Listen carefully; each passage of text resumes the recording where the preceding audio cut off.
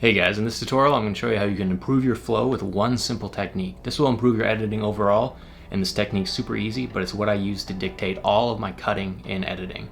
Not all of it, that's a little too much, but most of my cutting will be done following this technique. So really this video should be called Cutting on Action, and how we use action, whether it be character action or camera action, to dictate when we cut or to help hide cuts. So here are some examples. We have this shot here of a character walking across the screen. As you can see, cutting between these two shots is slightly jarring, something kind of pops out, doesn't flow. But if we use the character's action on screen, say the same direction that they're moving in one shot and they're moving the same direction in the second shot, it flows together slightly better. You're also lining them up on the screen so it's around the same positioning.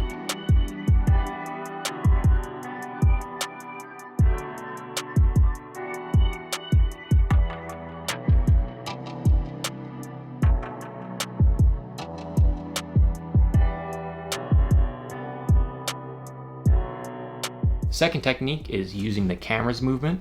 So say your camera is moving this direction here, and then you want the next shot to be moving the same direction so it kind of flows together and the cuts are smooth. Because if you have one camera not moving and then the next camera moving, you'll see it kind of jumps around. It's a more jarring cut. Like you want it to be smoother with them both moving the same direction around the same speed.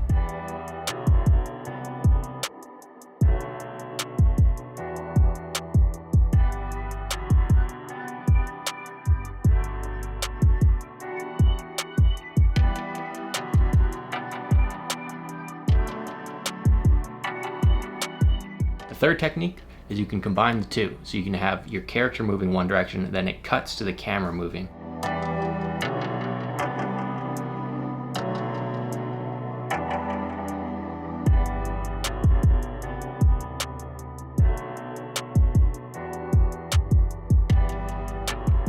A lot of people use a character's action on screen to then dictate when the camera should be moving. So if you have a still camera, then all of a sudden it starts moving, it looks bad. But if you have a still camera and a character starts moving across the screen, and the camera then follows or tracks this person, the movement seems more natural. And then we can now use that moving camera to cut to a moving camera in the next shot. Basically, you want to always use action when you can to make editing smooth and to hide those transitions. This is a very important technique, and I wanted to make this video a long time ago, and when I started this channel, I had this video in mind. This was the first video I had in mind, but I wasn't ready to dive into it because it's such an important technique and I wasn't sure I would be able to explain it properly. So I wanted to use all these examples. Hopefully it's been helpful and hopefully you guys use this technique because really this will change your editing. This should dictate how you cut in a lot of ways, especially in montages.